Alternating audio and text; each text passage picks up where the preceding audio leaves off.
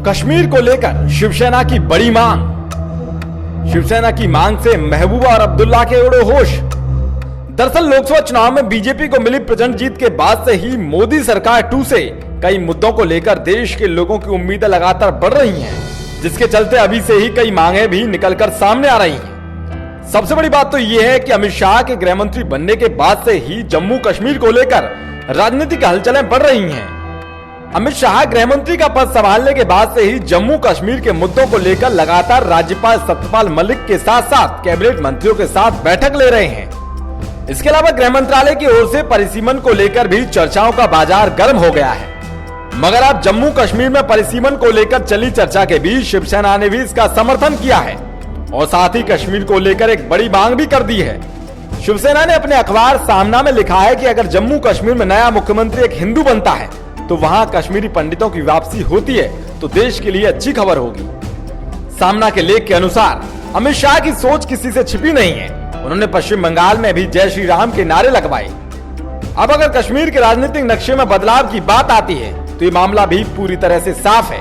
हालांकि राज्य सरकार ने ऐसा करने पर 2026 तक रोक लगाई है, लेकिन केंद्र सरकार फैसला पलटती है तो बढ़िया होगा। तो वहीं शिवसेना ने भरोसा जताया कि अमित शाह की अगुवाई में कश्मीर का नक्शा जरूर बदलेगा। इसमें लिखा है कि अभी जम्मू में 37, कश्मीर में 46 और लद्दाख में 4 सीटें हैं, लेकिन जम्मू का एरिया ज्यादा है। ऐसे में वहां पर परिसीमन कर सीटों की संख्या भी बढ़ानी चाहिए। वहां पर पहले सीटों को इस हिसाब से रखा गया ताकि कोई हिंदू मुख्यमंत्री ना बने।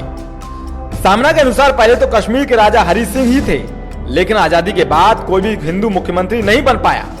मुस्लिमों को कश्मीर एक तोहफे में नहीं दिया गया था। आपको बता दें कि बीते दिनों ऐसी खबरें आई थी कि गृह मंत्रालय की ओर से परिसीमन को लेकर चर्चाएं की जा रही हैं और इसकी सबसे बड़ी वजह थी अमित शाह ने हाल ही में जम्मू कश्मीर के राज्यपाल सत्यपाल मलिक के अलावा कई सुरक्षा एजेंसियों से बात की थी। हालांकि बाद में गृह मंत्रालय की तरफ से इसका खंडन किया गया और बताया गया कि परिसीमन पर कोई भी चर्चा नहीं हुई है। बता दें कि जम्मू कश्मीर में आखिरी बार 1995 में परिसीमन किया गया था। जम्मू कश्मीर के संविधान के अनुसार हर 10 साल के बाद निर्वाचन क्षेत्रों का परिसीमन किया जाना चाहिए।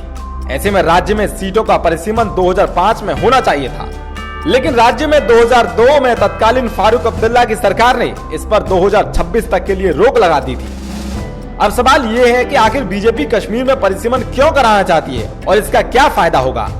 तो आपको बता दें कि जम्मू कश्मीर विधानसभा में कुल 111 सीटें हैं, मगर जम्मू कश्मीर में सिर्फ 87 सीटों पर ही चुनाव होते हैं।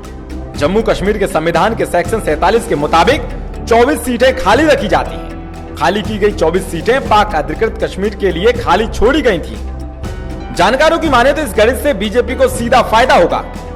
बता दें कि जम्मू क्षेत्र में 37 विधानसभा सीटें हैं। 2014 के विधानसभा चुनाव में बीजेपी ने यहां से 25 सीटें जीती थी। जम्मू क्षेत्र में बीजेपी का दबदबा है।